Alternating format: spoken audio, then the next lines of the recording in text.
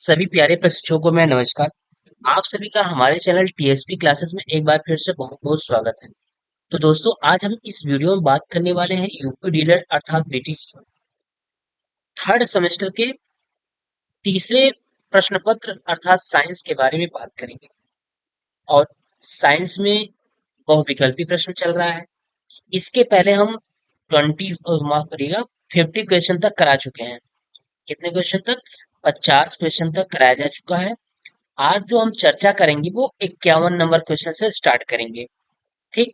और हम ये कोशिश करेंगे कि एक ही क्लास में हम सारी बहुविकल्पी प्रश्नों को खत्म कर दें। क्यों? क्योंकि जैसे ही बहुविकल्पी प्रश्न हमारा खत्म होगा, उसके बाद हम एक मैराथन क्लास लेंगे आपका अति लघु उत्तरीय प्रश्न का, साइंस का। साइंस का एक हम मैराथन क्लास लेंगे, वो भी आपका रहेगा अति लघु उत्तरीय प्रश्न का रहेगा, जिससे कि आप एक वीडियो में सारे क्वेश्चन को पा सकें।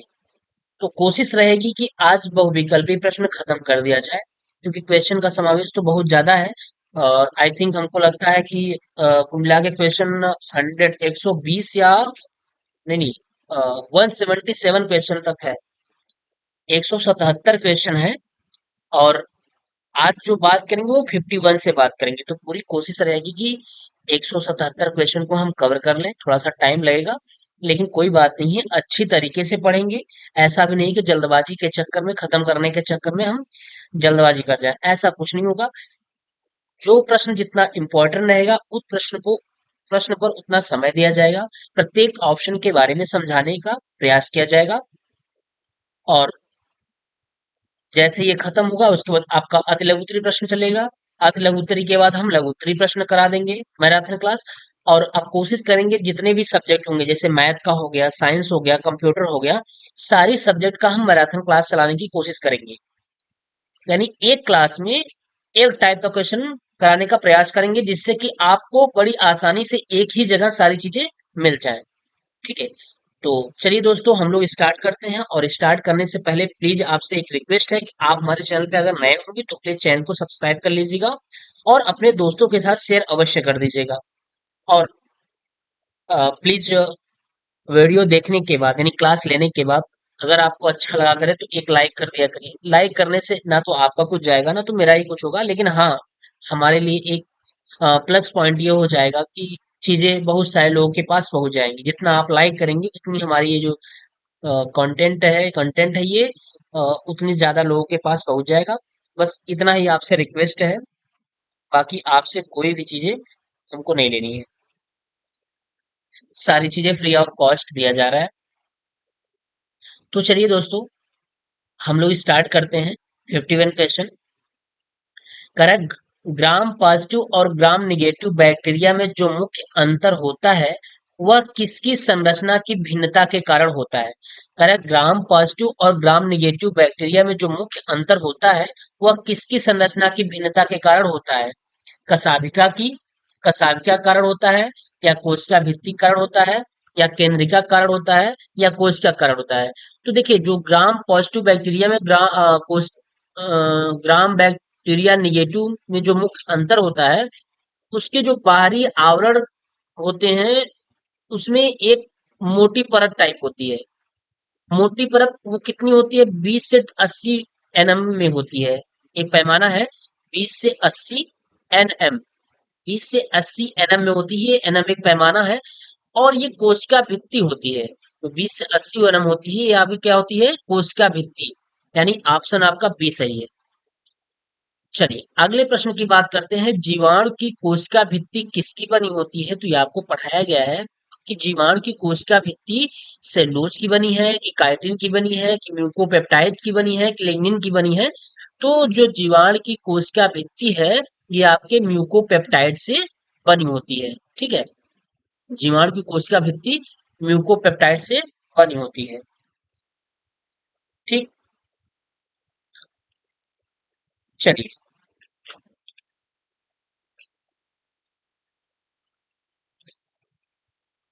अगला कह रहा है, पास्चर किसके लिए प्रसिद्ध है? पास्चर किसके लिए प्रसिद्ध है? पास्चर ईस्ट पर, काम और मदिरा किण्वन पर, प्रकाश संश्लेषण पर, जर्म थ्योरी ऑफ डिसीज पर, इनमें से कोई नहीं। तो जो पाश्चर है, पाश्चर आपके जर्म थ्योरी ऑफ डिसीज पे प्रसिद्ध है। जो पाश्चुरीकरण होता है ना, वो इसी से संबंधित होता है।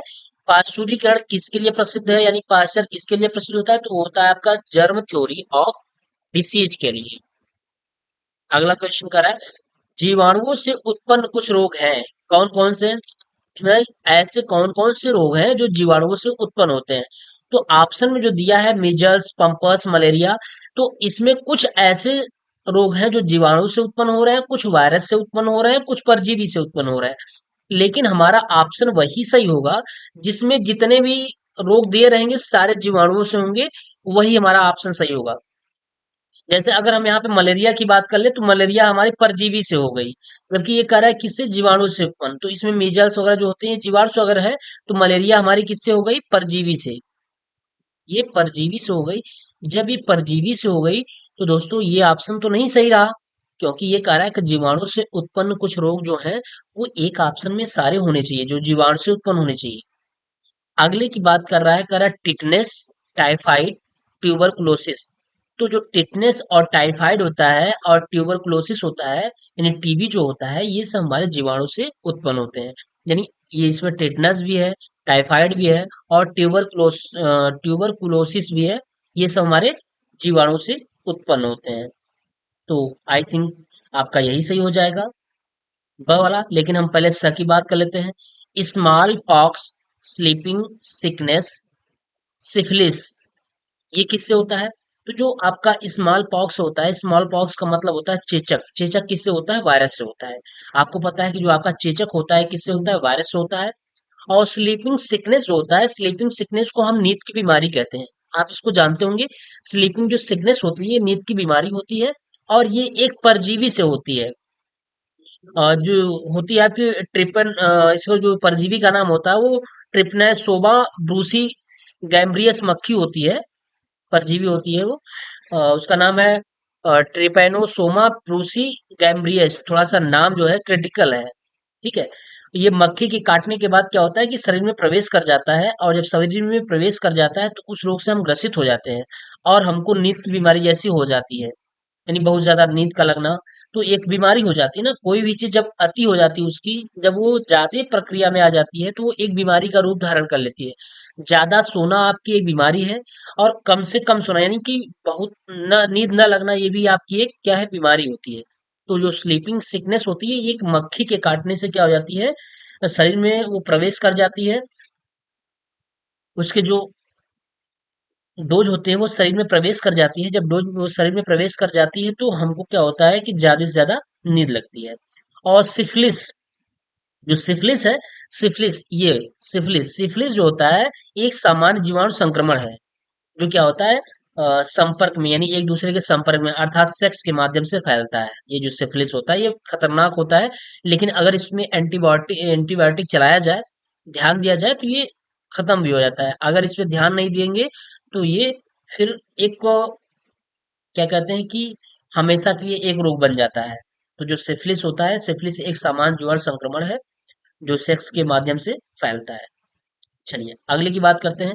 निमोनिया, पोलियोमाइसिटिस और सीटाकोसिस। जो निमोनिया होती है ना, ये न्यूमोकोकल बैक्टीरिया के कारण होता है। जो निमोनिया होता है, निमोनिया आपका, निमोनिया न्यूमोकोकल बैक्टीरिया के कारण होता है, यानी ये इसमें ये तो बैक्टीरिया है। लेकिन पोलियोमाइसिटिस, जो पोलियोमाइसिटिस है, ये वायरस से होता है। इससे वायरस से होता है। और ये मस्तिष्क और रीढ़ की हड्डियों को डिस्टर्ब कर देता है। जब किसी को माइसिटिस से हो जाता है तो वो डिस्टर्ब हो जाता है, दिमाग से डिस्टर्ब हो जाएगा, और उनकी रीढ़ की हड्डियां क्या काम करना बंद कर देंगी, यानी नर्वस सिस्टम बहुत कम काम करती हैं। तो न्यूमोनिया जो आपकी है ये जीवाणुओं से होता है, लेकिन पोलियोमाइसिटिस जो होती है वायरस से हो जाती है। और सीटाकोसिस, अगर हम सीटाकोसिस की बात करें तो ये भी कहीं ना कहीं हमारा जीवाणु या बैक्टीरिया जिसके द्वारा होता है सीटाकोसिस।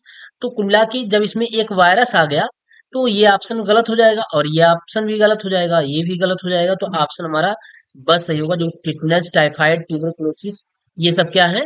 जीवाणु से उत्पन्न रोग है। ठीक। चलिए, अगला प्रश्न, दूध खराब होता है किसके कारण? एस्पर एस्परजिलस के कारण, स्यूडोमोनास के कारण, लैक्टोबैसिलस के कारण, या स्टेफाइलोकोकस के कारण। तो जो हमारा दूध का खराब होना होता है ये लैक्टोबैसिलस के कारण होता है। यानी कि दूध के खराब होने का जो मुख्य कारण होता है वो बैसिलियस सेरेस नामक जीवाणु की उपस्थिति होती है। जब वो उसकी उपस्थिति ज्यादा हो जाती है तो हमारे दूध क्या हो जाते हैं? खराब हो जाते हैं। तो जो जीवाणु होते हैं वो उसका नाम है लैक्टोबैसिलस के कारण होता है। अगला, विषाणु शब्द है क्या? लैटिन, अंग्रेजी, हिंदी, फ्रेंच। तो जो विषाणु शब्द होते हैं दोस्तों वो लैटिन होते हैं। अच्छा, एक चीज और भी आपको हम बता दें कि ज्यादातर जो चीजें होती हैं वो लैटिन में ही आती हैं। अंग्रेजी, हिंदी, फ्रेंच इन सब में बहुत कम आते हैं, बहुत 1% के बराबर आते हैं। बाकी 98 99% कोई भी चीज होता है जो लैटिन भाषा से ही लिया गया है, ज्यादातर लैटिन भाषा से ही लिया है, लैटिन शब्द से ही लिया गया है। तो इसलिए अगर ऐसा कोई प्रश्न आता है तो अधिकतर आपके जो प्रश्न होंगे वो लैटिन शब्द से ही लिए जाते हैं। ठीक। चलिए, बैगन की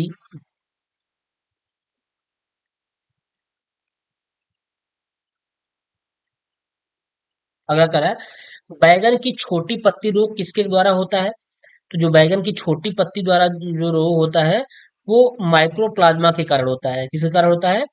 माइक्रोप्लाज्मा। यानी बैगन की छोटी पत्ती रोग किसके द्वारा होता है? विषाणु के द्वारा, शैवाल के द्वारा, माइक्रोप्लाज्मा के द्वारा, या कवक के द्वारा।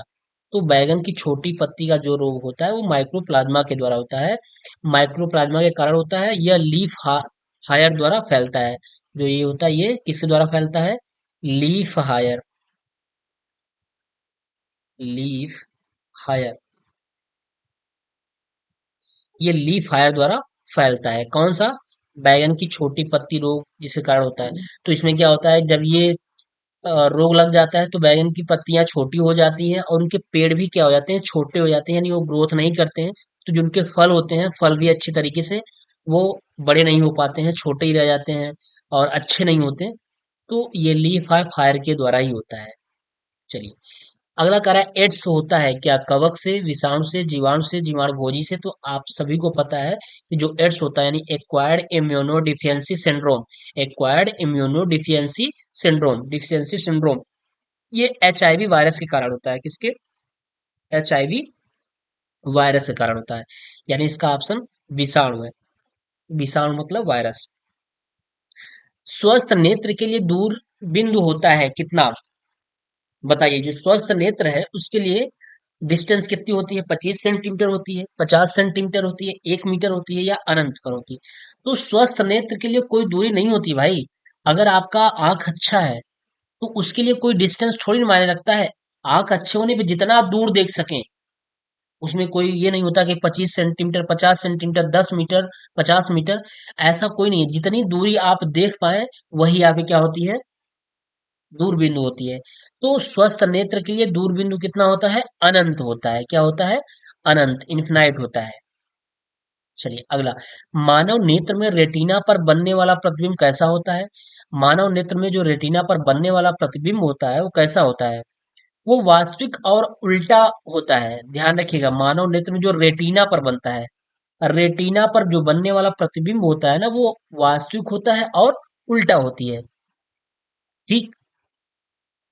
और ऐसा क्यों होता है? ऐसा इसलिए होता है कि आंख में उत्तल लेंस की उपस्थिति के कारण ये होता है। यानी अगर उत्तल लेंस है आंख में, ऐसा इसलिए होता है क्योंकि आंख में उत्तल लेंस की उपस्थिति के कारण जो प्रतिबिंब बनता है वो वास्तविक और उल्टी बनती है। कैसी बनती है? वास्तविक बनती है और उल्टी बनती है। ठीक। तो ऑप्शन देखिए, सीधा होता है, सीधा तो है नहीं, ये गलत। उल्टा होता था, उल्टा ही दिखाई देता है, नहीं, उल्टा मतलब वास्तविक नहीं, ये उल्टा उल्टा नहीं, उल्टा होता है परंतु क्या दिखाई देता है? सीधा देता है। यानी उल्टा तो होता है लेकिन वास्तविक मतलब सीधा दिखाई देता है। तो ऑप्शन कौन सही है सर? इनमें से कोई नहीं, गलत है। तो मानव नेत्र में रेटिना पर बनने वाला जो प्रतिबिंब होता है उल्टा होता है लेकिन सीधा दिखाई देता है। चलिए, अगला, नेत्र लेंस होता है क्या अभिसारी, अपसारी, अभिसारी या अपसारी, कोई भी, इनमें से कोई नहीं। तो जो नेत्र लेंस होता है वो हमेशा उभरा हुआ होता है। जो नेत्र लेंस होता है वो कैसा होता है? हमेशा उभरा हुआ होता है। उभरा हुआ, ये उभरा हुआ होता है। और उभरा हुआ जो लेंस होता है वो अभिसारी होता है। अब मतलब आगे की तरफ और अप मतलब अंदर की तरफ। ये उभरा हुआ होता है और ये धंसा हुआ होता है अंदर की तरफ, धंसा हुआ।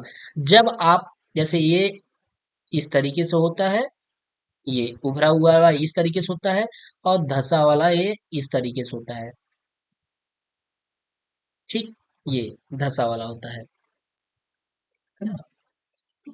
जब कभी आप उस लेंस पर हाथ फेरेंगे तो आपको लगेगा कि हाँ ये बाहर की तरफ उभरा हुआ है, और जो अपसारी रहेगा उस पर जब हाथ हाथ फेरेंगे तो वो ऐसा प्रतीत होगा कि ये अंदर की तरफ धंसा हुआ है।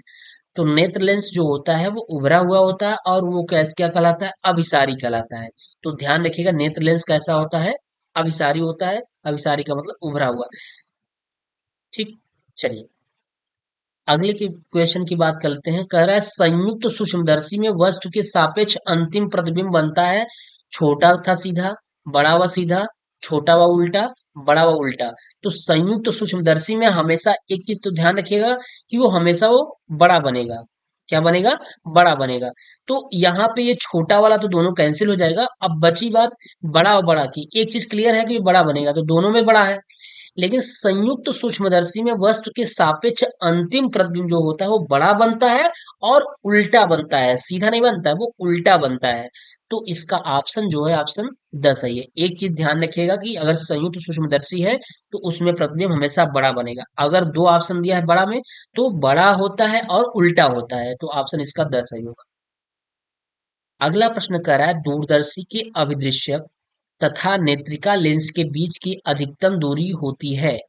दूरदर्शी के अभिदृश्यक तथा नेत्रिका लेंस के जो बीच की अधिकतम दूरी होती है ना, वो कितनी होती है?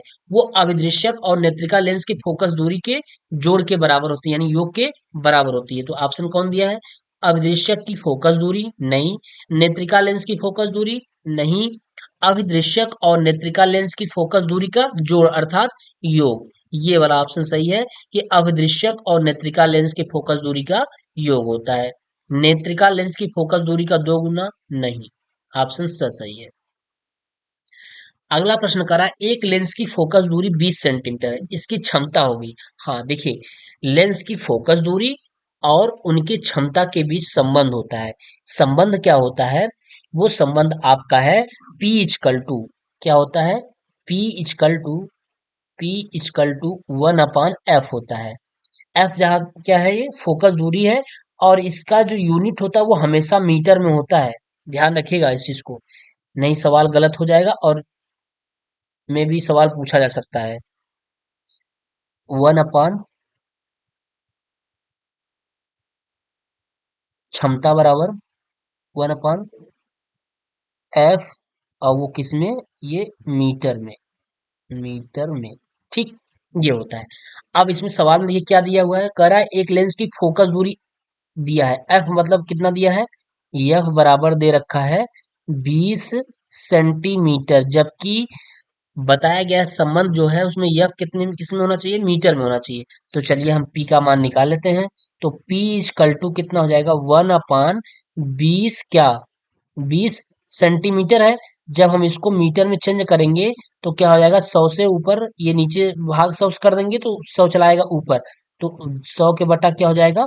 20, 20 पंचे 100, 5 डायोप्टर हो गया। कितना हो गया? 5 डायोप्टर हो गया। पी इजकल टू कितना हो गया? 5 डायोप्टर। इसकी क्षमता कितनी होगी? 5 डायोप्टर के बराबर होगी। अगर फोकस दूरी 20 सेंटीमीटर रखा है तो उसकी क्षमता 5 डायोप्टर होगी। डी का मतलब होता है डायोप्टर, डायोप्टर मतलब क्षमता उसकी।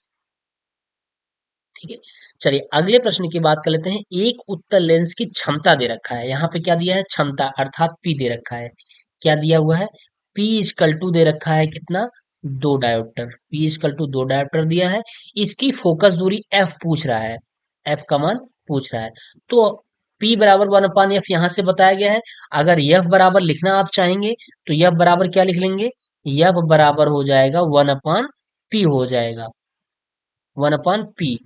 तो F इजकल टू कितना हो गया, F इजकल टू 1/p का मतलब 2 डायोप्टर दिया है, ठीक है, 2d होगा।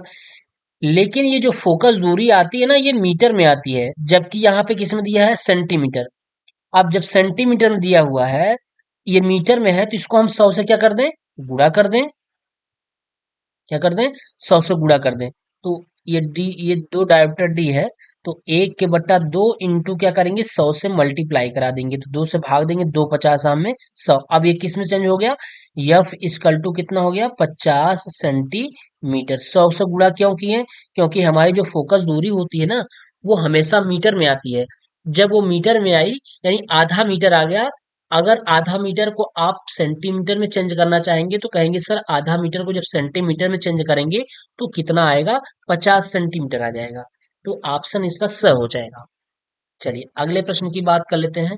कह रहा है दूर दृष्टि दोष से पीड़ित व्यक्ति का निकट बिंदु स्थित होगा। जो दूर दृष्टि दोष जो व्यक्ति पीड़ित है व्यक्ति का निकट बिंदु स्थित होगा कहाँ पे, 25 सेंटीमीटर पर, 25 सेंटीमीटर से कम पर, 25 सेंटीमीटर से अधिक पर, अनंत पर। एक चीज हम आपको पहले ये क्लियर करना चाहते हैं कि दूर दृष्टि दोष अगर किसी व्यक्ति को है, तो उसे क्या दिखाई देगा और क्या नहीं दिखाई देगा, इस चीज को पहले ध्यान से समझिए। देखिए, जो दोष होता है वो चीजें दिखाई देती है। जैसे दूर दृष्टि दोष है ना, तो इसे दूर की वस्तु दिखाई देगी, दूर की वस्तु दिखाई देगी, लेकिन जो निकट की वस्तु होगी वो धुंधली दिखाई देगी। यानी दूर की वस्तु तो स्पष्ट रहेगी। देखिए यहाँ पे हम लिख लेते हैं इसको, दूर की वस्तु स्पष्ट रहेगी, दूर की वस्तु स्पष्ट दिखाई देती है, ठीक है। लेकिन नजदीक की जो वस्तु होगी,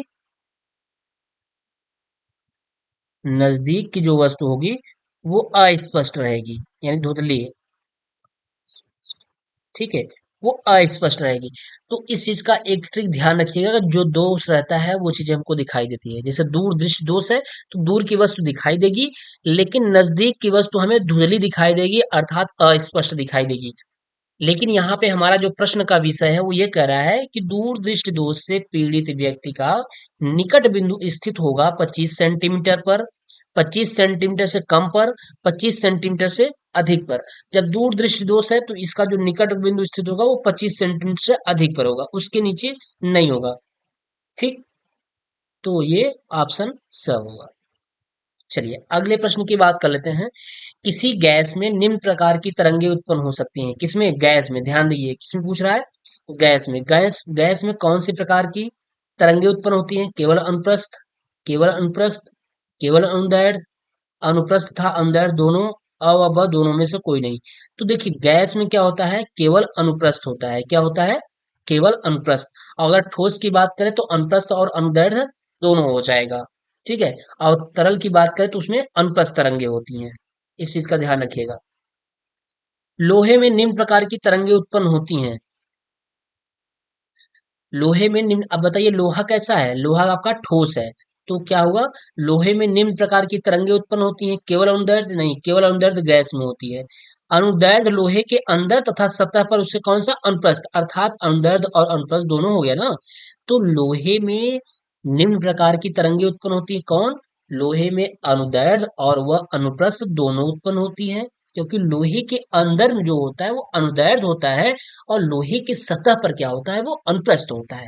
तो ऑप्शन इसका ब ही सही हो जाएगा। केवल अनुप्रस्थ ये तो जल में होता है, इनमें से कोई नहीं, नहीं ये सब गलत है। आपका ऑप्शन ब सही है। चलिए, गोली दर्पण की वक्रता त्रिज्या r तथा फोकस दूरी f में संबंध क्या है। देखिए फोकस दूरी यानी दर्पण की वक्रता त्रिज्या और फोकस दूरी में जो संबंध होता है ना, वो होता है, फोकस दूरी जो होती है वो वक्रता त्रिज्या की r/2 होती है, यानी आधी होती है। जो फोकस दूरी होती है वो वक्रता त्रिज्या क्या होती है, आधी होती है। अर्थात f बराबर क्या, r/2। f बराबर r/2 कर लिए, 1/2 इंटू r कर लिए। तो देखिए कोई ऑप्शन है, यह बराबर 1/2 r, तो यह बराबर 1/2 r, ऑप्शन सही है। चलिए अगला, एक उत्तल दर्पण की फोकस दूरी दे रखा है 15 सेंटीमीटर, उसकी वक्रता त्रिज्या ज्ञात कीजिए। इसी फार्मूले पे आप रख लीजिए दोस्तों, आ जाएगा आसानी से सवाल। कह रहा है इसकी फोकस दूरी दे रखा है, फोकस दूरी कितना दिया है, 15 दिया है, 15 और बराबर कितना हो जाएगा, r/2 हो जाएगा। तो मेरे भाई इसका जब 2 का 15 में गुणा कर देंगे तो 15 दुना कितना हो जाएगा, 30 हो जाएगा। 30 बराबर क्या आ जाएगा, वक्रता त्रिज्या। अर्थात वक्रता त्रिज्या आपकी कितनी आ गई, वो 30 सेंटीमीटर आ गई। ठीक है, तो यही पूछ रहा था कि उसकी वक्रता त्रिज्या क्या होगी, तो इसकी जो वक्रता त्रिज्या होगी वो आपकी 30 सेंटीमीटर होगी।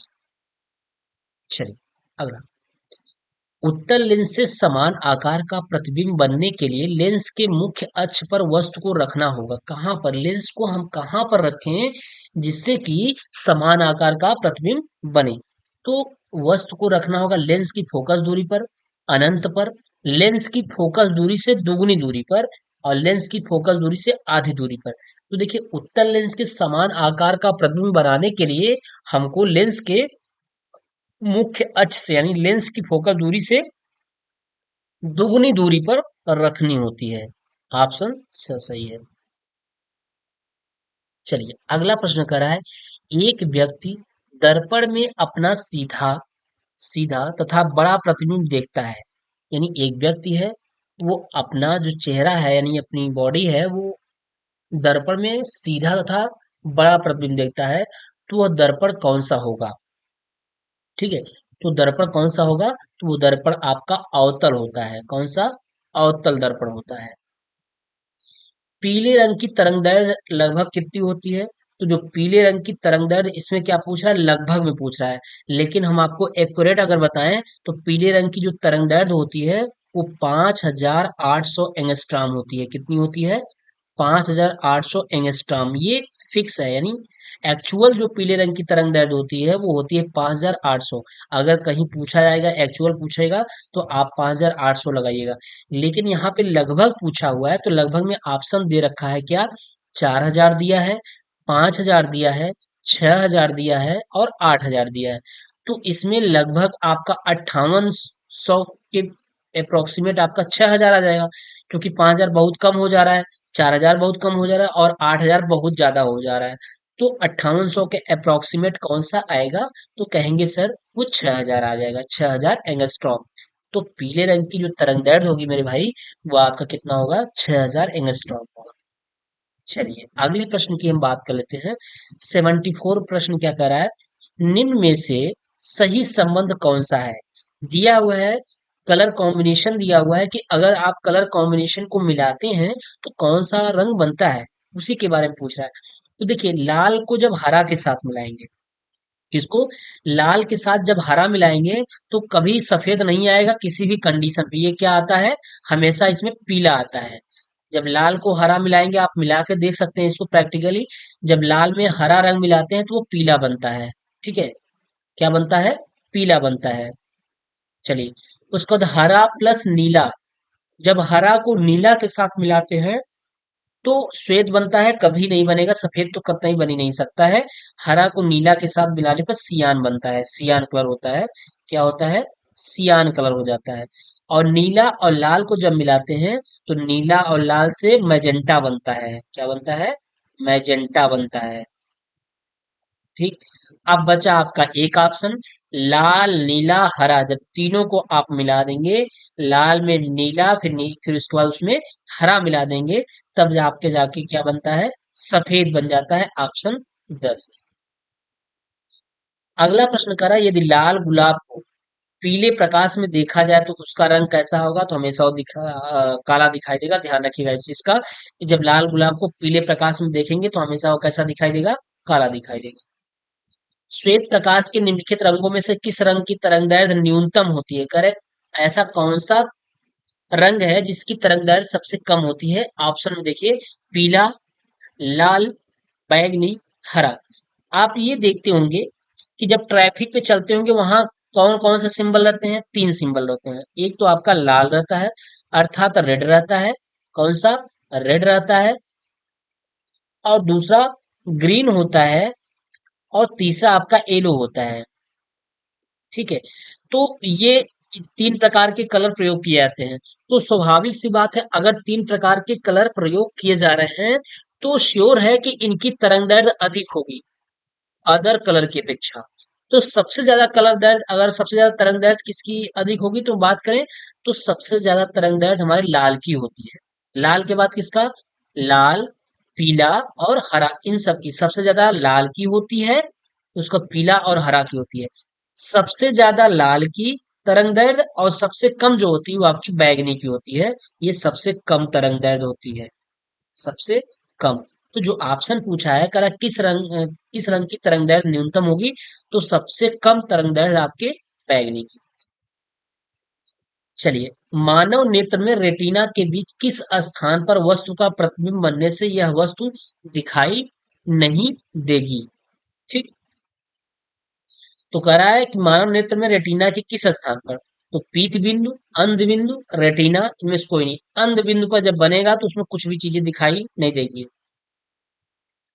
वस्तु दिखाई नहीं देती है। कब? जब रेटिना के अंध बिंदु पर बनती है प्रतिबिंब, तब। चलिए, अगला, मानव नेत्र में स्पष्ट प्रतिबिंब बनने का कारण क्या है? नेत्र लेंस तथा रेटिना के बीच की दूरी का आंख द्वारा समंजन, नेत्र लेंस अपने स्थान से आगे या पीछे खिसकना, नेत्र लेंस की वक्रता त्रिज्या का आवश्यकता अनुसार कम या अधिक होना। हाँ, मानव नेत्र में स्पष्ट प्रतिबिंब बनने का कारण है कि नेत्र लेंस की वक्रता त्रिज्या का आवश्यकता अनुसार कम करना या अधिक होना, यानी कम होना या अधिक होना। ऑप्शन इसका सही सही। अगला प्रश्न करा, पेचिस नामक बीमारी में निम्नलिखित में से कौन सी सूक्ष्म जीव उत्तरदायी है? यानी जो हमारी डिसेंट्री होती है, जो व्यक्ति को डिसेंट्री होता है, डिसेंट्री नामक बीमारी होती है, पेचिस नामक बीमारी होती है, तो उनमें कौन सा सूक्ष्म जीव उत्तरदायी है उसके लिए? तो फलेरी वायरस, निमोटोड, इस्ट, एंट अमीबी, हिस्टोलिका। तो हमारी जो एंट अमीबी हिस्टोलिका होती है, यही पेचिस नामक बीमारी में उत्तरदायी है। तो एंट अमीबी हिस्टोलिका ध्यान रखिएगा। जो डिसेंट्री यानी पेचिस में, पेचिस में आपका एंट अमीबा हिस्टोलिका नामक सूक्ष्मजीव उत्तरदायी होता है। चलिए, अगला कह रहा है, किसी वस्तु को जल में पूर्णतः डुबोकर उस पर लगने वाला उत्प्लावन बल वस्तु बराबर वस्तु का भार, तब क्या होगा? ये आपके आर्किमिडीज और उत्प्लावन बल का सिद्धांत है। आर्किमिडीज का सिद्धांत है। आप आर्किमिडीज का सिद्धांत अगर पढ़े होंगे, उत्प्लावन बल का सिद्धांत पढ़े होंगे, तो चीजें समझ में आ जाएंगी। उसमें होता क्या है कि जब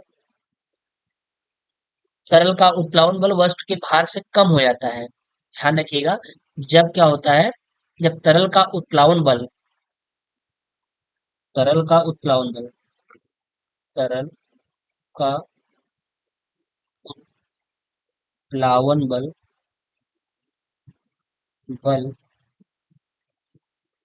वस्तु के भार से, वस्तु के भार से कम हो जाता है। कौन? ये उत्प्लावन बल जब कम हो जाता है वस्तु के भार से, तब क्या होता है, तब वस्तु डूबेगी। तब वस्तु क्या हो जाएगी? डूबेगी, यानी डूब जाएगी, डूब जाएगी। वस्तु क्या हो जाती है? तो वस्तु डूब जाती है। लेकिन जब तरल का उत्प्लावन बल वस्तु के भार के बराबर हो जाए, जब तरल का उत्प्लावन बल यानी उत्प्लावन बल एफ डब्ल्यू के जब बराबर हो जाए, उत्प्लावन बल जब वस्तु के भार के बराबर हो जाए, तब क्या होता है, वस्तु वस्तु होती है वो सतह पर तैरती है। तब क्या होती है? सतह पर तैरती है। वस्तु जो होती है सतह पर तैरती है। तो यहाँ कह रहा है उत्प्लावन बल वस्तु के भार के बराबर है, तो क्या होगा, वस्तु सतह पर क्या होगी? तैरती है, तैरेगी। यानी ऑप्शन जो ये आपका बताया हमने, ये वाला कि जब उत्प्लावन बल वस्तु के भार के बराबर हो जाए, तो वस्तु क्या होती है? वस्तु सतह पर तैरती है। क्या होती है? वस्तु सतह पर तैरती है। तो ऑप्शन इसका ब सही है। ठीक, एक मिनट।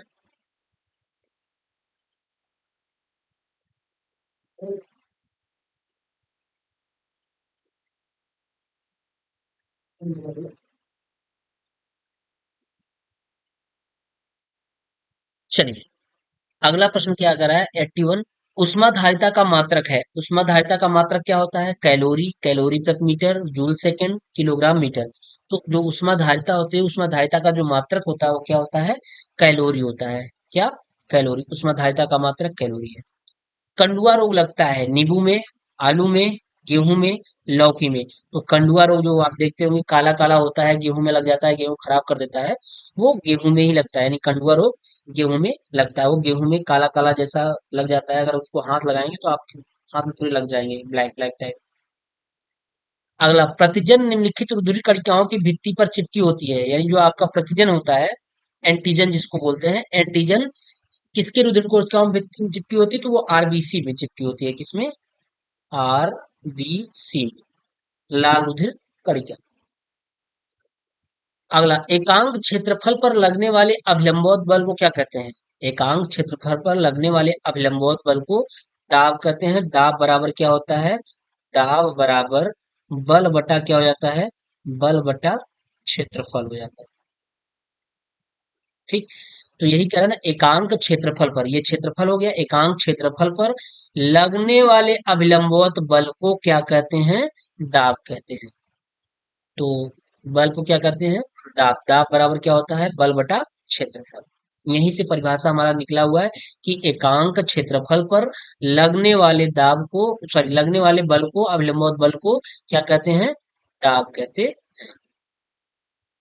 चलिए, अगला प्रश्न कहता है, चीनी उद्योग में गन्ने के रस को रंगहीन करने में प्रयुक्त होती है क्या? लकड़ी का कोयला, सुगर कोयला, जंतु चारकोल, लैम्प ब्लैक। तो चीनी उद्योग में, यानी चीनी इंडस्ट्री में गन्ने के रस को रंगहीन करने के लिए जंतु चारकोल का प्रयोग किया जाता है। क्या किया जाता है? जंतु चारकोल का प्रयोग किया जाता है। ठीक है। अगले प्रश्न की बात करें, घड़े में रखा पानी किस विधि के द्वारा ठंडा हो जाता है? ये आप यूज करते होंगे हमेशा। अब इसमें इतनी गर्मी पड़ रही है कि लगभग लगभग सबके घर में एक घड़ा अवश्य होगा, सुराही जरूर होगा। क्योंकि अब थोड़ी सी सुराही का प्रचलन कम हो गया। क्यों? क्योंकि इसमें फ्रिज बहुत तेज चल रहा है, जो कि हमारे लिए बहुत ही नुकसानदेह है। लेकिन लोग समझ नहीं पा रहे हैं। जो आज हमारा वातावरण खराब हुआ है, जो इतनी गर्मी पड़ रही है, इन्हीं सभी के कारण पड़ रही है। एसी हो गया, फ्रिज हो गया, इन सब के कारण हमारा टेम्परेचर बहुत ज्यादा हो जा रहा है, क्योंकि हम लोग पेड़ लगा नहीं रहे हैं और नेचर से बहुत ज्यादा खिलवाड़ कर रहे हैं, प्रकृति से बहुत ज्यादा खिलवाड़ कर रहे हैं, पेड़ों की बड़ी तेजी से कटाई कर रहे हैं हम लोग, लेकिन पेड़ लगा नहीं रहे हैं। लेकिन ये हम आपको समझना होगा कि ज्यादा से ज्यादा हम पेड़ को अवश्य लगाएं, जिससे कि हमारा टेम्परेचर बिल्कुल मेंटेन रहे और समय समय पर सारी चीजें, सारी ऋतुएं आए।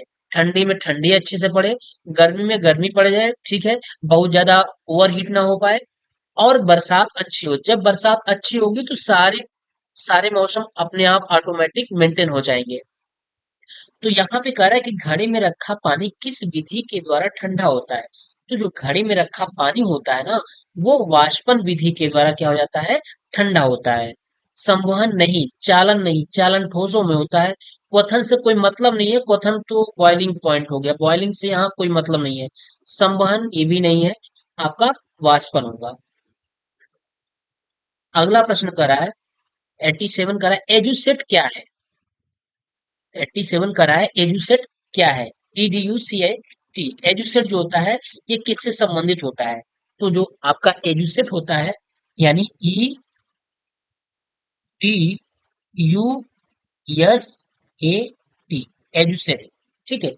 ये भारत का पहला उपग्रह है, जो भारत सरकार द्वारा क्या किया गया? दूर एवं ग्रामीण स्थानों पर रहने वाले जनसंख्या को शिक्षित करने की संकल्पना से लॉन्च किया गया। यानी एजुसेट जो है, ये हमारा मेन मोटो जो हमारा है, वो लोगों को शिक्षित करना होता है ना। तो इसके द्वारा क्या किया जाएगा? इसके द्वारा शैक्षिक कार्यक्रम चला जाएगा। एजुसेट के द्वारा क्या किया जाएगा? शैक्षिक कार्यक्रम चला जाएगा, कि जिससे क्या होगा कि जनसंख्या को शिक्षित करने की संकल्पना को लॉन्च किया गया। इसे भारत सरकार द्वारा ये मुहिम छेड़ा गया कि जो दूर ग्रामीण स्थानों पर भी, जहां पर शिक्षा का स्तर नहीं पहुंच पा रहा है, शिक्षा नहीं हो पा रहा है, वो भारत सरकार के द्वारा एक ऐसा पहल चलाया गया, जिससे कि सारे लोग क्या हो जाए? शिक्षित हो जाए। तो एजुसेट क्या है? एजुसेट एक शैक्षिक कार्यक्रम है, ना कि शैक्षिक समिति है, ना कि शैक्षिक उपग्रह है, और ना ही शैक्षिक प्रबंधन है। ठीक।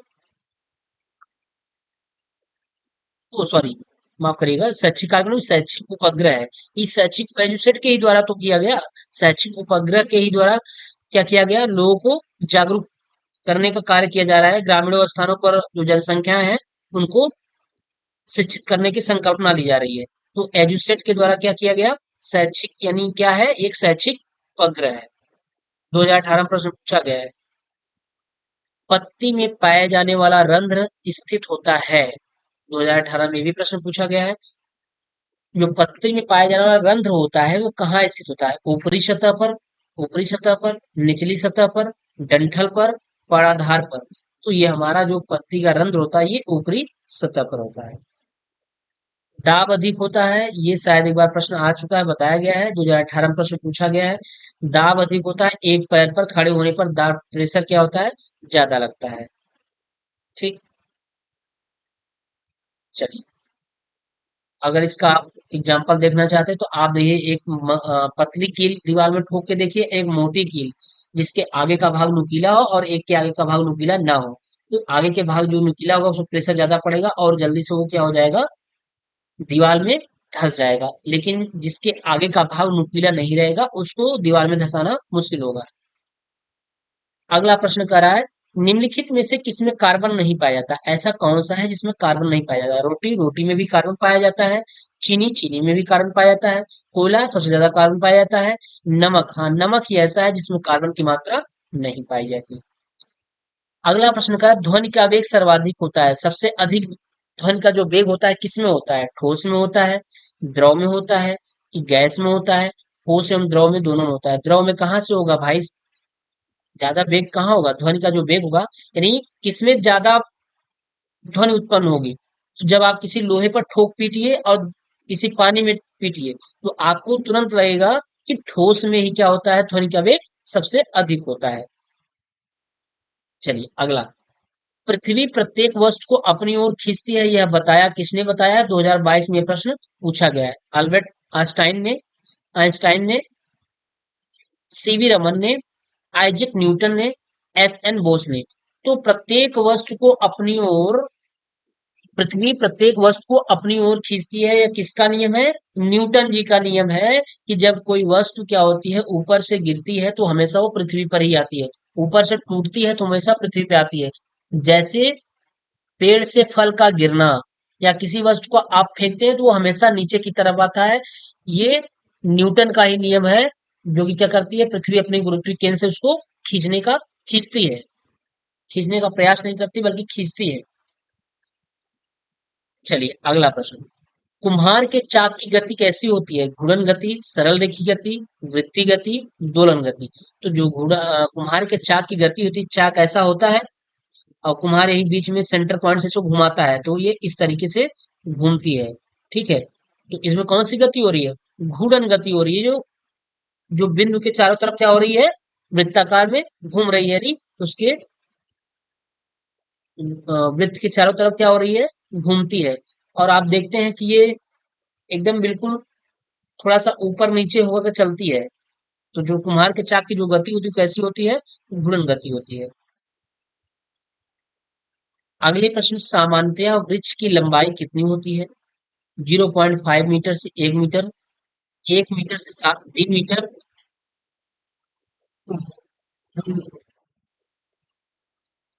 सामान्य वृक्ष की जो लंबाई होती है वो होती है 3 मीटर से 30 मीटर। जो एक सर्वे किया गया कि अधिकतर वृक्ष की जो लंबाई वहां होती है वो 3 मीटर से लेकर के कितने मीटर तक के बीच में होती है, 30 मीटर तक के बीच होती है। 2022 में प्रश्न पूछा गया है। अगला प्रश्न कह रहा है, प्रथम प्रकार के उत्तोलक का उदाहरण क्या है? कह रहा है प्रथम प्रकार का उत्तोलक का उदाहरण क्या है? तो देखिए, प्रथम प्रकार के उत्तोलक में सबसे पहले इनकी कॉन्सेप्ट को समझ लीजिए कि प्रथम प्रकार के उत्तोलक में होता क्या है। प्रथम प्रकार के उत्तोलक में यफ बीच में होता है, डब्लू किनारे होता है और ई भी किनारे होता है। अब आप कहेंगे सर यफ क्या है? तो यफ आपका आलम होता है। यफ क्या बोलते हैं? इसको बोलते हैं आलम। क्या बोलते हैं इसको? आलम। और इसको क्या बोलते हैं? भार बोलते हैं, और इसको क्या बोलते हैं, प्रयास या आयास बोलते हैं। प्रयास ही लिख लेते हैं, प्रयास या आयास। तो ये प्रथम प्रकार का उत्तोलक है। प्रथम प्रकार के उत्तोलक में यह बीच में होता है, ये प्रथम प्रकार का हो गया, फर्स्ट प्रकार का हो गया। और अगर हम सेकंड प्रकार की बात करें, तो सेकंड प्रकार के उत्तोलक में डब्लू बीच में हो जाता है, ई इधर हो जाता है, एफ इधर। ये कहीं भी हो सकता है, बस हमको मेन हमारा मतलब है कौन बीच में है। तो ये सेकंड प्रकार का उत्तोलक है। ठीक है। और थर्ड प्रकार के उत्तोलक में ई बीच में हो जाएगा। एक बार एफ बीच में हो चुका, एक बार डब्ल्यू बीच में हो चुका, अब ई बीच में होगा, तो एफ यहाँ हो जाएगा और डब्ल्यू यहाँ हो जाएगा। ठीक है। ये कौन से प्रकार का है, ये थर्ड प्रकार का उत्तोलक है। अब हम बात करते हैं कि प्रथम प्रकार के उत्तोलक में क्या आ जाएंगे। तो जैसे प्रथम प्रकार के उत्तोलक आपका पिलास हो गया, हैंडपंप हो गया। जो प्रथम प्रकार का उत्तोलक है, इसमें जैसे आपका पिलास हो गया, क्या, पिलास, पिलास हो गया, या हैंडपंप हो गया, हैंड पंप। अब हम आपको इसको समझाते हैं कि पिलास और हैंडपंप, जैसे पिलास इस तरीके से होता है, बीच में यहाँ ऐसे होता है, इसका मुंह ऐसे निकला रहता है ना, इससे दबाते हैं, ये इस तरीके से होता है। तो इसमें क्या किया गया कि जब हम यहाँ से भार लगाते हैं, यहाँ अपने हाथ से हम दबाते हैं, जब दबाते हैं तो यहाँ ये घूमता है, बीच से घूमता है, और भार यहाँ किनारे पे, कोई भी चीज आपको तोड़ना हुआ या लगाना हुआ या दबाना हुआ, तो भार आप किनारे रखते हैं, और बल प्रयास कहाँ से लगाते हैं, किनारे से। यानी ई यहाँ से लगाएं, और डब्ल्यू यहाँ हुआ, और जो घूमा वो कहाँ हुआ, बीच में हुआ। तो ये प्रथम प्रकार का उत्तोलक है कि नहीं है, बिल्कुल है। इसी प्रकार आपका हैंडपंप भी हुआ। हैंडपंप में आप जब चलाते हैं तो उसके हत्थे को प्रयास देते हैं, हाथ से करते हैं, और नीचे से क्या गिरता है, भार यानी पानी गिरता है, और बीच से वहां उसका चैन लगा रहता है घूमने के लिए। तो प्रथम प्रकार का उत्तोलक का जो उदाहरण होता है वो हमारा क्या हो गया, हैंडपंप हो गया। अब हम थोड़ा सा सेकंड प्रकार की उत्तोलक की बात कर लेते हैं। सेकंड प्रकार की जो उत्तोलक हो जाएगा, देखिए, ये जो सरौता है ना, ये जो सरौता है, सरौता नहीं, ये कैंची या पिलास। ठीक है, सही है। ये कैंची या पिलास की बात कर ले, कैंची हो गया या पिलास हो गया, ये ठीक है। अब उसको हम सेकंड प्रकार की उत्तोलक की बात करें, जैसे आपका ये सरौता हो गया, सरौता कंसेप्ट यहाँ चलेगा, सरौता। अब बताइए सरौता कैसे करते हैं, सरौता को बीच में बाहर लगाया तो नहीं, अगर सुपारी काटनी होती है तो सरौता कुछ इस तरीके का होता है। देखिए सरौता आपका कुछ इस तरीके का होता है,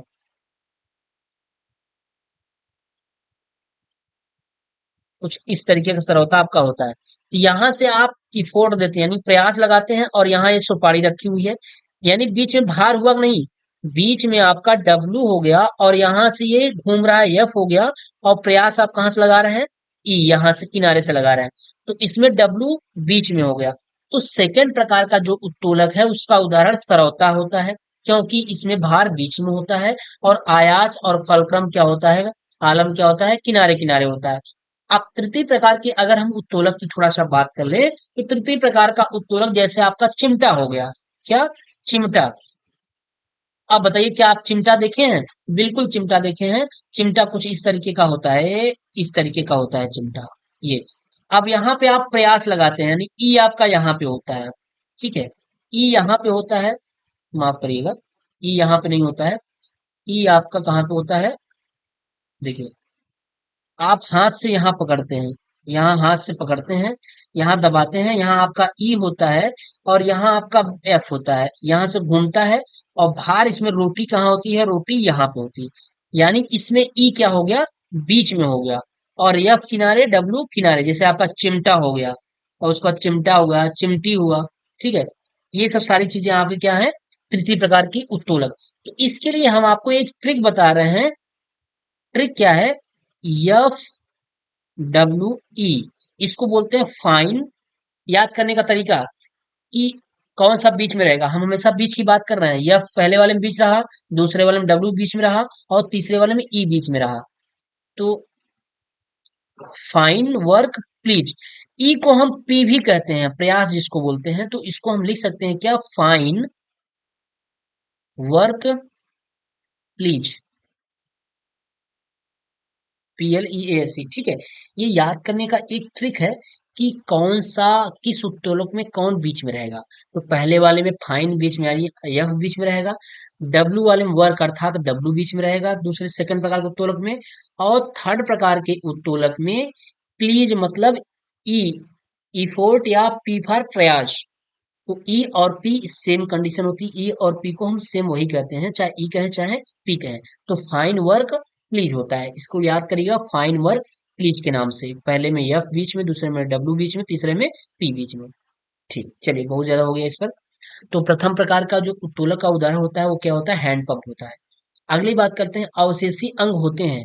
अवशेषी अंग होते हैं क्या, अति आवश्यक, आवश्यक, अनावश्यक, इनमें से कोई नहीं। भाई अवशेषी अगर अंग है तो उसका कौन सा आवश्यकता है, कोई आवश्यकता नहीं है, वो अनावश्यक है।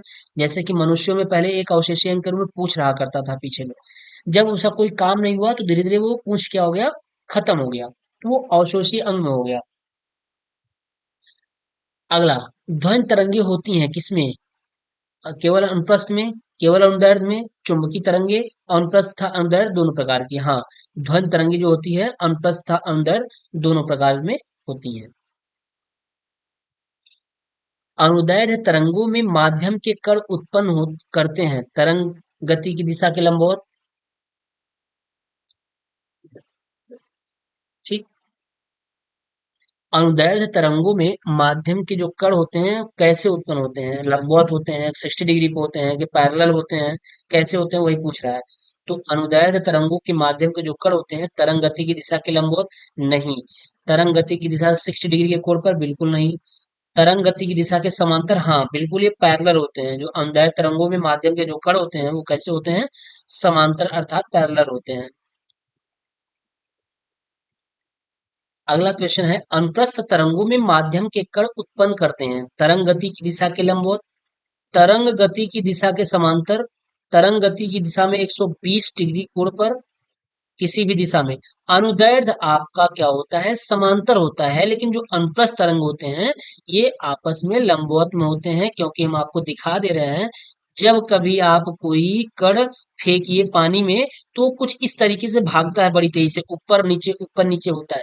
तो ये क्या होता है, माध्यम के जो कण होते हैं वो तरंग गति की दिशा के, जाना किधर है, इधर जाना है। जैसे हम यहाँ से खड़े होकर, यहाँ से खड़े हैं, अब यहाँ से हम कोई कंकड़ तेजी से जल में मारते हैं, पानी में मारते हैं, तो हमको पता है कि हम मार किधर रहे हैं, सामने की तरफ। तो हमारी जो तरंग गति की दिशा हो गई वो किधर हो गई, सामने की तरफ हुई कि नहीं आई, बिल्कुल हुई, सामने की तरफ हो गई। अब उसके बाद जो कण भागता है वो कभी ऊपर होता है, कभी नीचे होता है, कभी ऊपर होता है। जब तक उसमें वेग रहेगा तब तक वो ऊपर नीचे चलता रहेगा। तो कहने का मीन्स यही हुआ कि जो तरंग गति की जो दिशा होती है वो कैसी होती है भैया, अनुप्रस्थ तरंग की, वो हमेशा पैरेलल होगी, लंबवत होगी। यानी किसके, तरंग गति की दिशा, तरंग गति की दिशा ये है, अब इसके लंबवत है कि नहीं है, बिल्कुल है, यहाँ भी इसके लंबवत है कि नहीं है। यानी इसको बोलते हैं, ऊपर को बोलते हैं श्रृंग बोलते हैं, और नीचे वाले को बोलते हैं गर्त बोलते हैं मेरे भाई। तो अब क्या हो जाएगा कि अब ये श्रृंग और जो गर्त बन गया है, इसी को ये हमारे जो तरंग गति की दिशा है उसके ये लंबवत बन रहा है। अब चाहे वो पॉजिटिव में बने और चाहे निगेटिव में बने, जब नीचे जाता है तो वो निगेटिव में हो जाता है, और जब वो ऊपर जाता है तो पॉजिटिव में हो जाता है। ठीक है, तो अनुप्रस्थ तरंगों में जो माध्यम के कण होते हैं वो आपके तरंग गति की दिशा के कैसे होते हैं भाई, लंबवत होते हैं। ठीक है, चलिए। 99 के बाद 89 कहाँ से आ गया भाई, 98, 90, ये कैसा हो गया, देखिए 99 के बाद 89, ये फिर से रिपीट हो गया क्या, हाँ ये फिर से रिपीट हो गया, इसको पढ़ाया गया है। ये वाला पेज काट लीजिएगा, इसको हम अभी हम पढ़ा चुके हैं, ठीक है। ये शायद पेज फिर से आ गया। 99 के बाद क्या आपका आ जाएगा, 100 आ जाएगा। ठीक, चलिए 100। यहाँ पे देखिए, पानी में पत्थर डालने पर पानी की सतह पर उत्पन्न तरंगे होती हैं, क्या होती हैं, केवल अनुदैर्ध्य, केवल अनुप्रस्थ। हमने बताया कि जल में जो तरंगे उत्पन्न होती है वो कैसी होती हैं, अनुप्रस्थ तरंगे होती हैं। ठीक है, तो पानी में पत्थर डालने पर पानी की सतह पर उत्पन्न तरंगे कैसी होती हैं, अनुप्रस्थ, केवल अनुप्रस्थ तरंगे होती हैं, याद रखिएगा। घड़ी में मिनट वाली सुई का आवर्तकाल होता है क्या, घड़ी में जो मिनट वाली सुई का आवर्तकाल होता है, भैया अगर वो 12 से चली है तो ये यहाँ पे 12 आएगी तभी तो 1 घंटा हो जाएगा। क्योंकि मिनट वाली सुई की बात कर रहा है तो मिनट, 1 मिनट में कितना होता है? 1 मिनट में 60 सेकंड होता है। अर्थात 1 घंटा में अगर बात करें तो 1 घंटा में कितना मिनट होता है? 60 मिनट।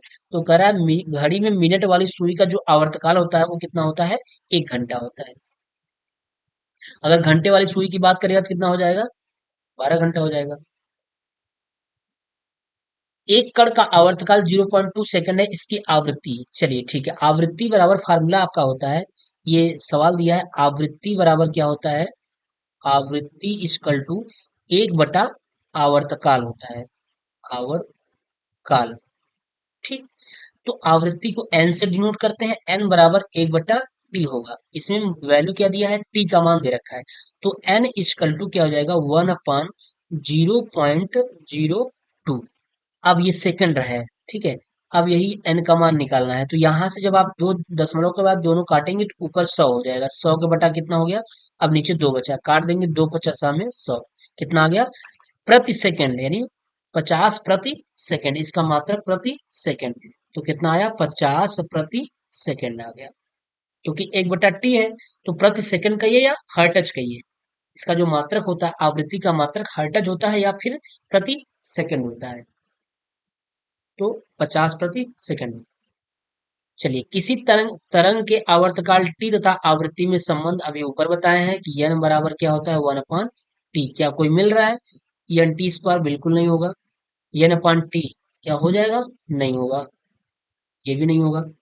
एन टी, हाँ, ये इसका पंचांतर कर देंगे जब एन इधर और टी इधर, बराबर क्या हो जाएगा? 1 हो जाएगा।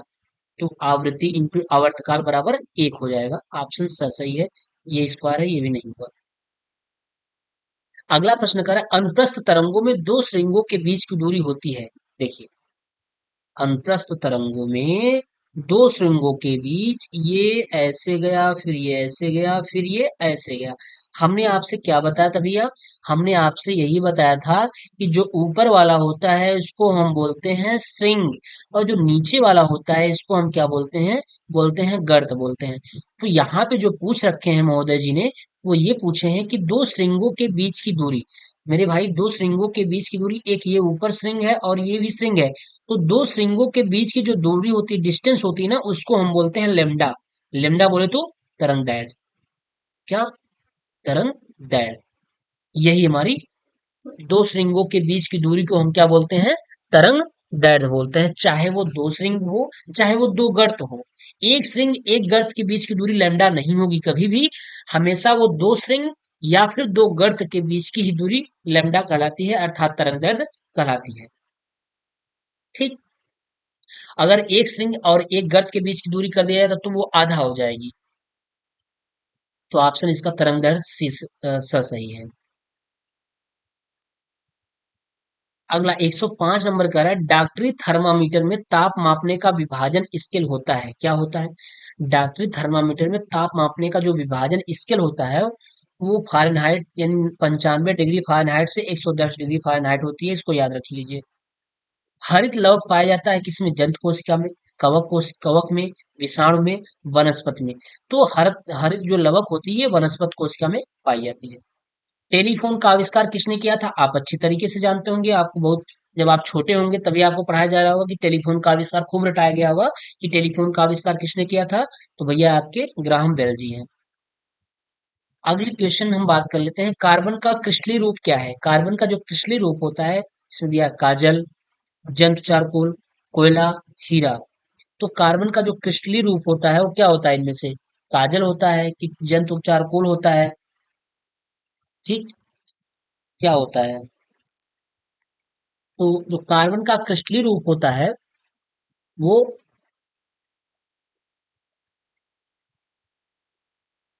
देखिए, कार्बन का क्रिस्टलीय रूप है क्या? पहले तो हम आपको बता देते हैं कार्बन के क्रिस्टलीय रूप होते कौन कौन से हैं। एक तो आपका हीरा हो जाता है, दूसरा आपका क्या हो जाता है? ग्रेफाइट हो जाता है, और तीसरा क्या हो जाता है? चारकोल हो जाता है। चारकोल। तो अब ऑप्शन के अनुसार हम देखेंगे कि कार्बन का क्रिस्टलीय रूप, काजल, जंतु चारकोल, हीरा, कोयला। देखिए, एक तो आपका चारकोल होता है और हीरा होता है, लेकिन यहाँ पे दे रखा है जंतु चारकोल, जो कि सही नहीं। अगर ये जंतु ना रहा होता, केवल चारकोल रहता, तो चारकोल भी होता और हीरा भी होता। तो कार्बन का जो क्रिस्टलीय रूप है ना, वो क्या होता है? हीरा होता है। क्या होता है? हीरा होता है। ठीक है। कार्बन का क्रिस्टलीय रूप हीरा होता है। ऑप्शन द, अगर ये जंतु ना होता तो चारकोल भी हो जाता। द्रव के गैस में बदलने की क्रिया को कहते हैं, द्रव को गैस में बदलने की क्रिया को क्या कहते हैं? गलनांक, हिमांक, वाष्पीकरण, संघनन। द्रव के गैस में बदलने की जो क्रिया होती है वो क्या कहलाती है?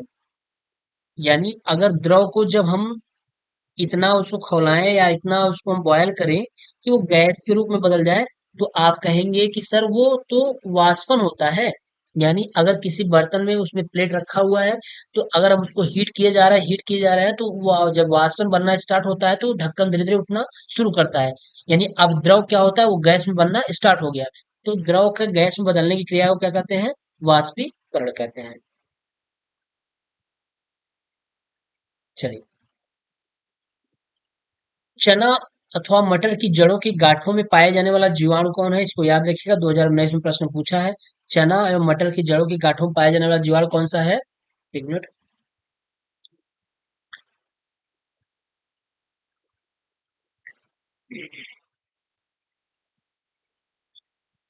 चलिए, चना अथवा मटर की जड़ों की गांठों में पाया जाने वाला जो जीवाणु होता है, राइजोबियम, क्लाइस्ट्रोट्रिडियम, एजोटोबैक्टर, लैक्टोबैसिलियस।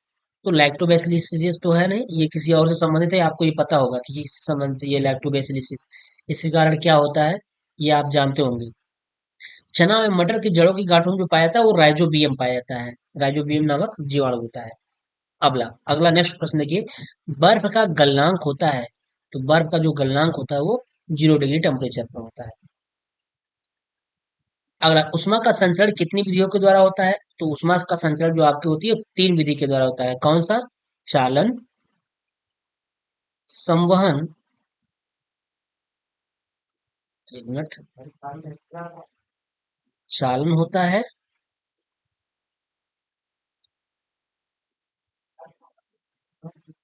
चालन, संवहन और विकिरण होता है।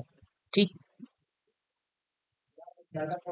तो उष्मा संचरण की कितनी विधियां होती हैं? 3, चालन, संवहन और विकिरण। उष्मा के सुचालक हैं लोहा, एल्युमिनियम, तांबा। सुचालक का मतलब किसमें करंट फ्लो कराई जा सकती है, कौन हीट हो जाते हैं? तो लोहा भी होता है, लोहे में करंट चला जाता है। एल्युमिनियम तो आपके घर में यूज किया जा रहा है, एल्युमिनियम के आप तार यूज करते हैं। तांबा का भी आप यूज करते हैं, कॉपर का। तो लोहा, एल्युमिनियम, तांबा ये सभी उष्मा उष्मा के क्या हैं? सुचालक हैं। ऑप्शन 10 सही होगा। उष्मा के कुचालक कौन से हैं? उष्मा का कुचालक, हवा, हवा में भी उष्मा नहीं प्रवाहित किया जा सकता है। ऊन, ऊन में भी नहीं प्रवाहित किया जा सकता। पोर्सिलीन, यानी ये सभी हैं, ये सभी उष्मा के कुचालक हैं। हवा भी है, ऊन भी है और पोर्सिलीन भी है। चलिए, अगला कह रहा है प्रश्न का सबसे महत्वपूर्ण स्रोत है, सॉरी माफ करिएगा, प्रकाश का सबसे महत्वपूर्ण स्रोत कौन सा है? यानी प्रकाश का सबसे महत्वपूर्ण स्रोत कौन सा है? लकड़ी, गैस, नमक, सूर्य। तो मेरे भाई, प्रकाश का सबसे महत्वपूर्ण जो स्रोत है ना, वो आपका सूर्य है। जो आज हमारी गवर्नमेंट्स क्या कर रही है, वो ज्यादा से ज्यादा सोलर पैनल पर ध्यान देने दे रही है। क्यों? क्योंकि वो कह रही है कि जो हमारे कोयले से बिजली बनाए जाते हैं, जल से जो बिजली बनाए जाते हैं, इनका कहीं ना कहीं अंत हो जाना है। कोयला जब तक चल रहा है तब तक बिजली बन रही है। ठीक है। इसलिए हमारी जो गवर्नमेंट्स है, वो प्रयास कर रही है कि ज्यादा से ज्यादा लोग सोलर पैनल का प्रयोग करें, जिससे कि वो क्या हो, सूर्य के प्रकाश के द्वारा चार्ज हो और उसे स्टोर करके आप रात में भी यूज कर सकें। तो प्रकाश का सबसे महत्वपूर्ण जो स्रोत है वो आपके क्या है? सूर्य है। अगला प्रश्न कर रहा है प्रकाश के प्राकृतिक स्रोत कौन से हैं? सूर्य, तारे, जुगनू। प्रकाश के जो प्राकृतिक स्रोत हैं वो सूर्य भी है, तारे भी हैं और जुगनू भी हैं। प्रकाश के प्राकृतिक स्रोत अर्थात सभी हैं। कौन से हैं? सभी, ये सभी हैं। अगला प्रश्न कर रहा है दीप्त वस्तु नहीं है, यानी जो वस्तु दिखाई नहीं देती है, वो कौन सी है? दर्पण, सूर्य, जलती हुई मोमबत्ती, लालटेन। ये भी सूर्य से भी हमको दिखाई देता है, मोमबत्ती से भी दिखाई देता है, लालटेन से भी दिखाई देता है। दीप्त वस्तु नहीं है पूछ रहा है, वो है हमारा दर्पण। ये जलता नहीं है। अगला, वे वस्तुएं जो स्वयं प्रकाश उत्पन्न करती हैं क्या कहलाती हैं? तो वो दीप्त वस्तुएं कहलाती हैं, जैसे आपका सूर्य हुआ। ठीक है, ये सब आपके कौन से हैं जो स्वयं प्रकाश उत्पन्न करती हैं? कार, बस तथा ट्रक के चालक के पास दाईं ओर एक दर्पण होता है। उसकी सहायता से वह चालक अपने पीछे वाले वाहनों को देखकर सतर्क हो जाता है। यह दर्पण है, कौन सा दर्पण है? आप कभी थोड़ा सा देखे होंगे या आप कार वगैरह चलाते होंगे, कार, बस या ट्रक अगर यूज करते होंगे या आपके घर में होगा, तो आप इस चीज को बहुत ही अच्छी तरीके से अनुभव कर लेंगे कि उसमें जो दर्पण होता है ना, वो उभरा हुआ होता है, और हमने बताया कि जो दर्पण उभरा हुआ हो वो उत्तल होता है। ठीक। तो जब उसमें आप हाथ फेरते हैं या देखते हैं, जो आपकी बस होती है, सरकारी बस होती है, जो भी होती है, बहुत छोटी सी कांच उसमें लगी रहती है, लेकिन वो पीछे की बहुत सारी वस्तुओं को दिखा देती है। क्यों? क्योंकि वो उत्तल दर्पण का प्रयोग किया जाता है। उत्तल दर्पण उभरा हुआ होता है और वो बहुत सारे पिक्चर को, पीछे से पिक्चर को कैच कर लेता है। तो पीछे की जितनी भी सीन रहती है वो क्या करता है, वो उस दर्पण में दिखाता है। तो उत्तल दर्पण होता है। कंपन करने वाली वस्तु द्वारा एक कंपन में लगा समय क्या कहलाता है? तो इसको बताया गया है, कंपन करने वाली वस्तु द्वारा एक कंपन में लगा समय आवर्तकाल कहलाता है। दाढ़ी बनाने में जिस दर्पण का प्रयोग होता है, इसके दाढ़ी बनाने में दाढ़ी बनाने में जिस दर्पण का प्रयोग होता है, वह दर्पण कौन सा है? तो वो है आपका अवतल दर्पण होता है। ठीक। वो कौन सा दर्पण होता है? अवतल दर्पण होता है। अगला, इस दर्पण में प्रतिबिंब सदैव आभासी, सीधा तथा वस्तु से छोटा बनता है। तो आपका उत्तल दर्पण होता है, इसको याद रखिएगा। इसलिए दाढ़ी बनाने में इसका प्रयोग नहीं किया जाता है। किस दर्पण में प्रतिबिंब क्या सदैव आभासी दिखाई देगा, सीधा तथा वस्तु से छोटा दिखाई देगा? तो आपका कौन सा होता है? उत्तल दर्पण होता है। किस दर्पण में प्रतिबिंब सदैव उल्टा, वास्तविक, उल्टा तथा वस्तु से बड़ा बनता है? किस दर्पण में जो प्रतिबिंब होता है वो सदैव वास्तविक होता है, उल्टा होता है तथा वस्तु से बड़ा बनता है? तो वो आपका क्या होता है? अवतल दर्पण होता है। वह दर्पण जिसके बाहरी सतह पर कलई किया होता है तथा अंदरी सतह पर चमकीला होता है कहलाता है। यह आपका अवतल दर्पण होता है, जिसे आप घर में यूज करते हैं। आप उसको देख सकते हैं, अवतल दर्पण को देख सकते हैं कि अंदर की भाग को क्या कहता है? कलई कर दिया जाता है, और बाहर की भाग में चमकीला भाग रहता है। ठीक। चलिए, वह दर्पण जिसके बाहरी सतह पर कलई नहीं होता बल्कि चमकदार होता है तथा अंदर के सतह पर कलई होता है, तो उसका जस्ट अपोजिट उत्तल दर्पण हो जाएगा। वह दर्पण जिसके अंदर के सतह पर परावर्तन की घटना होती है क्या कहलाती है? वो आपकी अवतल दर्पण कहलाती है। आवृत्ति का मात्रक क्या होता है? प्रति हर्ट्ज या फिर प्रति सेकंड, या फिर क्या होती है? प्रति सेकंड हर्ट आवृत्ति का मात्रक। क्योंकि आवृत्ति बराबर एक बटा आवर्तकाल, यानी बराबर एक बटा टी होता है। तो इसको, इसका जो मात्रक होगा वो एक बटा सेकंड होता है, या फिर हर्ट्ज होता है। ठीक। या फिर क्या होता है? हर्ट्ज होता है। तो ऑप्शन ब सही है। किसी वस्तु द्वारा प्रति सेकंड, किसी किसी वस्तु द्वारा प्रति सेकंड किए गए कंपनों की संख्या क्या कहलाती है? किसी वस्तु द्वारा प्रति सेकंड किए गए कंपनों की संख्या क्या कहलाती है? आवृत्ति कहलाती है। आवृत्ति का एक बटा आवर्तकाल।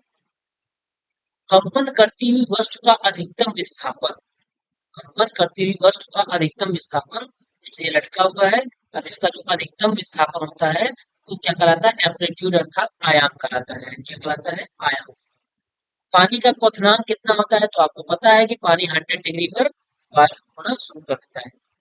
कुछ ऐसे कुछ पदार्थ ऐसे होते हैं जो गर्म करने पर ठोस अवस्था से सीधे गैसीय अवस्था में बदल जाते हैं। इस क्रिया को क्या कहते हैं? तो इसको बोलते हैं सब्लिमेशन अर्थात ऊर्ध्वपातन बोलते हैं। जैसे आप कपूर देखे होंगे, कपूर को जब आप गर्म करेंगे तो पिघलेगा नहीं मेरे भाई, वो सीधा सीधा क्या हो जाता है? वो ठोस अवस्था से सीधा गैस में बदल जाता है। तो इसको बोलते हैं सब्लिमेशन या फिर ऊर्ध्वपातन। जैसे आपका क्या, ठीक। पहाड़ के निकट निश्चित दूरी पर जब कोई ध्वनि उत्पन्न की जाती है, ध्यान समझिए, पहाड़ के निकट, जैसे पहाड़ के पास आप खड़े हुए हैं, निश्चित दूरी पर एक, उसके निश्चित दूरी पर खड़े हैं, जब कोई ध्वनि उत्पन्न किया जाए, जैसे आप चिल्लाए, कुछ भी बोले, तो ध्वनि पहाड़ से टकरा करके परावर्तित होकर पुनः वापस आती है और पहले उत्पन्न की गई मूल ध्वनि की भांति ध्वनि सुनाई पड़ती है। यानी जो हम बोले हैं, जैसे बोले भाई, तेईस, तो वो टकरा करके मेरे पास फिर आएगा भाई, तो मतलब क्या होती है, उसको हम बोलते हैं इको, यानी प्रतिध्वनि बोलते हैं। तो क्या बोला जाता है, प्रतिध्वनि हो जाता है। और ये प्रक्रिया तब होती है जब दोनों तरफ खड़े हो, पहाड़ हो और आप बीच में हो जाए, या दोनों तरफ दीवार हो, या आप प्रैक्टिस कर सकते हैं जहां दोनों तरफ दीवार खड़ी हो, या जैसे भी आप बड़े से हॉल में चले जाइए, घुस जाइए और बिल्कुल वो खाली हो, तो वहां दीवार खड़े रहता है, तो आप बीच में से जब बोलेंगे तो आपको इको सुनाई देगा, जो आप बोलेंगे थोड़ी समय के लिए, कुछ सेकंड में आपको वही आवाज सुनाई देती है। मानव का कान एक निश्चित सीमा के बीच की आवृत्ति की ध्वनि सुन सकता है। मानव का जो कान होता है वो कितनी से कितनी आवृत्ति तक सुन सकता है, तो इसको याद रख लीजिएगा, 20 से 20 हजार हर्ट्ज तक। अगर इससे ज्यादा हर्ट्ज हुआ तो वो क्या हो जाएगा, आदमी पागल हो जाएगा, अर्थात बहरा हो जाएगा। यानी इतना उसके कान की परतें फट सकते हैं और उसको दिक्कत हो सकती है। 20 हजार से हर्ट्ज से ज्यादा कौन सुनता है, ये आपके कुत्ता वगैरह होता है, 20 हजार हर्ट्ज से अधिक सुनते हैं। चलो अगले प्रश्न की बात कर लेते हैं कि बीओडी, बीओडी द्वारा क्या होता है। तो बीओडी जो होता है ये हमारा होता है बायोकेमिकल, यहाँ पे लिखा है बायोलॉजिकल, नहीं बायोलॉजिकल नहीं, बायोकेमिकल होता है, क्या होता है, बायोकेमिकल, ऑक्सीजन, ऑक्सीजन डिमांड, ठीक, बीओडी इसको बोलते हैं, बीओडी बायोकेमिकल ऑक्सीजन डिमांड द्वारा होता है। क्या होता है, इसके द्वारा हम जल की शुद्धता का जांच करते हैं, कहीं जल कितना शुद्ध है या कितना प्रदूषण है, कितना खराब जल है ये, उसकी हम जांच करते हैं बीओडी के माध्यम से। तो जल प्रदूषण का मापन करते हैं, वायु प्रदूषण नहीं, मृदा प्रदूषण नहीं, सभी नहीं। तो बीओडी के द्वारा क्या करते हैं, जल प्रदूषण का मापन करते हैं। अगला है ग्लोबल वार्मिंग का अर्थ है, ग्लोबल वार्मिंग का अर्थ क्या है, पृथ्वी का गर्म होना। ग्लोबल वार्मिंग का अर्थ क्या होता है, पृथ्वी का गर्म होना, पृथ्वी का ठंडा होना, दोनों कोई नहीं। देखिए, जो ग्लोबल वार्मिंग है ना, ग्लोबल वार्मिंग में ग्रीनलैंड और अंटार्कटिका की बर्फ तेजी से क्या हो रही है, पिघल रही है। ये क्या हो रही है, तेजी से पिघल रही है, जिससे कि हमारी पृथ्वी क्या हो रही है, गर्म हो रही है। ठीक, तो ग्लोबल वार्मिंग का अर्थ है पृथ्वी का गर्म होना। पृथ्वी का ठंडा होना नहीं, दोनों नहीं, कोई नहीं। ग्लोबल वार्मिंग के कारण क्या है, देखिए ग्लोबल वार्मिंग का हमने अभी हमने बताया ना अभी, ग्लोबल वार्मिंग का जो कारण है, ये ग्रीनलैंड और अंटार्कटिका की जो बर्फ है वो तेजी से क्या हो रही है, पिघल रही है।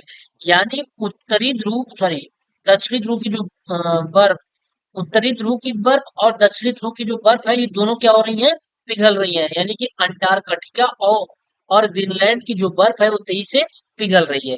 तो उत्तरी ध्रुव की भी बर्फ पिघल रही है और दक्षिण ध्रुव की भी बर्फ पिघल रही है, अर्थात कौन सही होगा, स वाला सही। चलिए,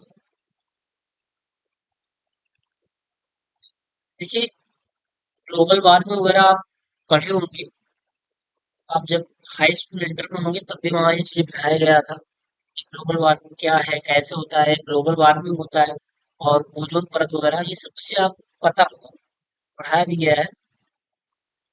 ओजोन परत को कहते हैं क्या, जीवन रक्षक परत, जीवन विनाशक परत, दोनों कोई नहीं।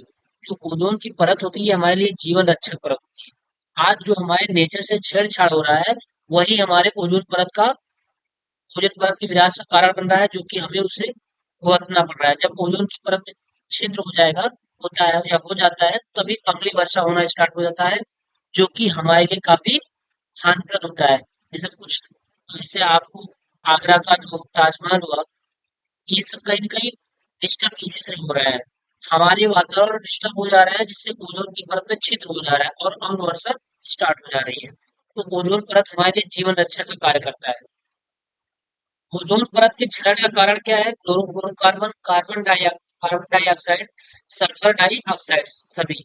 तो क्लोरोफ्लोरोकार्बन जो यानी जो हमारी फ्रिज से गैस निकलती है, जो हमारी फ्रिज से गैस निकलती है ओजोन, हाँ, जो फ्रिज और एसी होती है इससे जो गैस निकलती है वो हमारी क्लोरोफ्लोरोकार्बन होती है। यानी वातावरण से जो चीजें होती है उसको गर्म ठंडी करती है, जिसको हम प्रशीतन उपकरण कहते हैं। प्रशीतन उपकरण के द्वारा हमारा क्लोरोफ्लोरोकार्बन निकलता है, जो कि काफी खतरनाक होता है। और ये ओजोन परत के क्षरण का कारण है। ओजोन परत में छिद्र करने का कारण यही क्लोरोफ्लोरोकार्बन है। और आपको पता है कि कितनी तेजी से घरों में फ्रिज और एसी प्रयोग किए जा रहे हैं। कहीं न कहीं ये हमारे लिए बहुत ज़्यादा नुकसानदेह है। जी। अगला, दाब का सूत्र क्या है? दाब बराबर बल बटा क्षेत्रफल होता है, बताया गया है। P बराबर क्या होता है? दाब बराबर बल बटा क्षेत्रफल ए, यानी ऑप्शन का सही। पास्कल मात्रक है, पास्कल दाब का ये SI मात्रक होता है, याद रखिएगा। पास्कल दाब का क्या होता है? ये SI मात्रक होता है, SI यूनिट होती है पास्कल। वस्तुओं में ध्वनि उत्पन्न करने की कितनी विधियां होती हैं? वस्तुओं में ध्वनि उत्पन्न करने की आघात से, यानी किसी चीज में ठोक करके, रगड़ने से, किसी चीज में रगड़ने से, वस्तुओं में ध्वनि उत्पन्न करने के बहुत सारे भाई, वायलिन वगैरह हुआ, गिटार वगैरह हुआ, क्या करते हैं आप? उसमें रगड़ते हैं तो आवाज निकलती है। और जैसे तबला हुआ, ढोलक हुआ, इसमें आघात मारते हैं आप, पीटते हैं तो भी तो ध्वनि उत्पन्न होती है।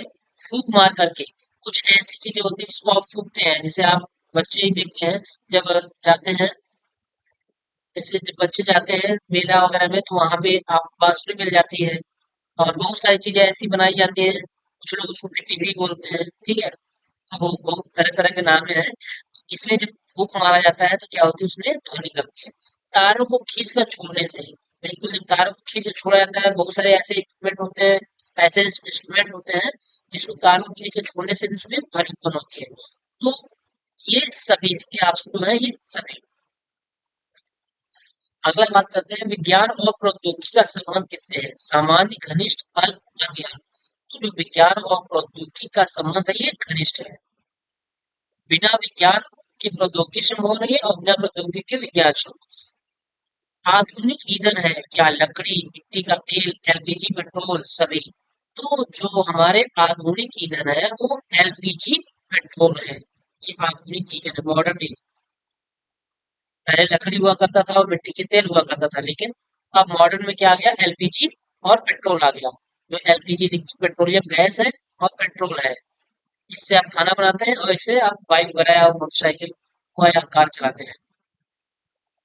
मनोरंजन के साधन कौन कौन से हैं? वीडियो गेम, कंप्यूटर, टेलीविजन सभी। तो मनोरंजन के साधन आपका वीडियो गेम भी है, कंप्यूटर भी है, टेलीविजन भी है, अर्थात सभी, इनमें से सभी। आप सब सही।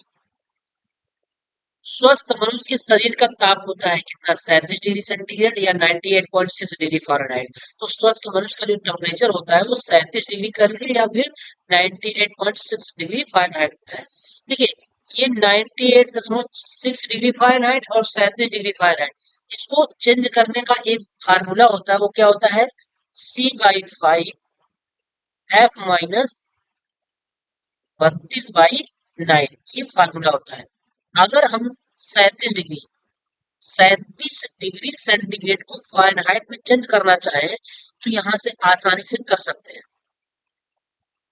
डिग्री सेंटीग्रेड की जगह हम 37 रख दिए। आप ये भी इसको हल करेंगे तो फ़ारेनहाइट का मान कितना आ जाएगा? 98.6 डिग्री फ़ारेनहाइट आ जाएगा। 37 × 9 करेंगे, बटा 5 कर देंगे, जितना आएगा उसमें बाकी जोड़ देंगे तो फ़ारेनहाइट में चेंज हो जाएगा। तो ये परिवर्तन करने का सेंटीग्रेड से फ़ारेनहाइट में परिवर्तन करने का ये फार्मूला है। ठीक, चलिए। अगला कह रहा है, ऊष्मा की मात्रा निर्भर करती है किस पे? ऊष्मा की मात्रा वस्तु के द्रव्यमान पर, तापांतर पर, विशेष ऊष्मा पर, सभी। तो देखिए फार्मूला होता है Q बराबर F/S/T, यानी S बराबर क्या होता है, या फिर कर लीजिए S बराबर Q बटा F/T होता है। तो ऊष्मा की जो मात्रा होती है वो वस्तु के द्रव्यमान M पर भी डिपेंड करती है, तापांतर T पर भी डिपेंड करती है और विशेष ऊष्मा Q पर भी डिपेंड होती है, यानी इन सभी पर डिपेंड करती है।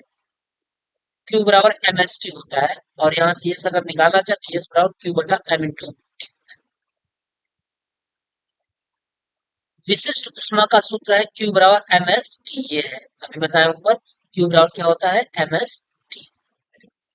जल वाष्प के द्रव में बदल जाने की क्रिया क्या है? जल वाष्प के द्रव में बदल जाने की क्रिया कहलाती है क्या? वाष्पन कहलाती है, संघनन कहलाती है, ऊर्ध्वपातन कहलाती है? कोई नहीं, ये तो होगा नहीं। ये तो सीधा सीधा ठोस से सीधा गैस बदलता है। जबकि कह रहा है जलवाष्प के द्रव में बदल जाने की क्रिया। जलवाष्प जब द्रव में वापस आएंगे तो उसे हम संघनन करते हैं। संघनन मतलब ठंडा करना है। जैसे जलवाष्प बना हुआ है, वाष्प बना हुआ है, जब उसको हम ठंडा करेंगे तो हमें वो किस रूप में प्राप्त हो जाता है, जल के रूप में अर्थात द्रव के रूप में प्राप्त हो जाता है। अगर आप इसका प्रैक्टिकल करना चाहते हैं, देखना चाहते हैं, किसी बर्तन में आप जल को रख दीजिए और उसको 100 डिग्री टेम्परेचर तक हीट करिए, तो देखिए वो वाष्प बनेगा और जाके वो प्लेट में चिपक जाएगा वाष्प। उसके बाद गैस बंद कर दिए, धीरे धीरे जब ठंडा हो जाएगा तो वो बूंद बूंद के रूप में गिरना स्टार्ट कर देगा, यानी संघनन हो गया और वो द्रव में बदल गया। अगला, किसी द्रव को वाष्प में बदलने की क्रिया कहलाती है। अब देखिए, जब द्रव से वाष्प बदलेगी तो वाष्पन हो जाएगा, और जब वाष्प से द्रव में बदलेगी तो संघनन हो जाएगा, उल्टा प्रक्रिया हो जाता है। अगला, उत्पादन का उदाहरण है, हमने बताया था कि कप है, सब्लिमेशन का कप है। क्यों? क्योंकि ये सीधा ठोस से गैस में बदलता है, द्रव में नहीं बदलता है, बीच वाले परिस्थिति में। हर्टज मात्रक किसका है? तो हर्टज मात्रक आवृत्ति का है। आवृत्ति का मात्रक प्रति सेकंड कह लीजिए, या फिर क्या कह लीजिए, प्रति सेकंड, या फिर हर्टज होता है। अगला, ध्वनि तरंगों की आवृत्ति कितनी होती है? बताया गया ध्वनि तरंग की जो आवृत्ति होती है 20 हर्ट्ज से 20,000 हर्ट्ज तक होती है। एल्कीन उदाहरण है किसका? एल्कीन उदाहरण है मेथेन का, एथिलीन का, एथेन का? कोई नहीं। तो एल्कीन है, ये किसका उदाहरण है, बताइए। तो जो एल्कीन है आपका, एल्कीन मेथेन का है कि एथिलीन का है, किसका है? पहला ऑप्शन मेथेन है, दूसरा एथिलीन है, और तीसरा क्या है, एथेन है। चौथा इनमें से कोई नहीं। आपका एल्कीन को बताइए, एथिलीन। एल्काइन का उदाहरण क्या है? एल्काइन का उदाहरण एसिटिलीन, मेथेन, एथेन? कोई नहीं। जो एल्काइन होता है, एल्काइन आपका एसिटिलीन। कार्बनिक यौगिक में पाया जाता है फ्लोरीन, कार्बन, जिंक, लेड। तो कार्बनिक यौगिक है तो उसमें कार्बन ही पाया जाएगा। इंसुलिन हार्मोन की कमी से क्या होता है? तो आपको पता है कि इंसुलिन हार्मोन की कमी से बुखार नहीं होता है, कैंसर बिल्कुल नहीं, कालरा बिल्कुल नहीं। इंसुलिन हार्मोन की जो कमी होता है उससे डायबिटीज होता है। ध्वनि की तीव्रता मापी जाती है किससे? डेसिबल से, मीटर में, किलोमीटर में, पास्कल में। ध्वनि की जो तीव्रता मापी जाती है वो डेसिबल में मापी जाती है। पर्यावरण दिवस कब मनाया जाता है? आपको पता है कि पर्यावरण दिवस 5 जून को मनाया जाता है। निम्नलिखित में से एसिटिलीन का रासायनिक सूत्र, जो एसिटिलीन का रासायनिक सूत्र होता है वो C2H2, यानी CnH2n माइनस हो जाता है। CnH2n माइनस, यानी C2H2 हो जाएगी।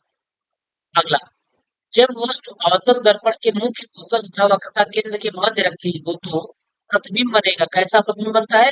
ऐसी कंडीशन में जो आपका प्रतिबिंब बनता है, पहली बात तो वास्तविक बनेगा, वह उससे बड़ा बनेगा और सीधा बनेगा।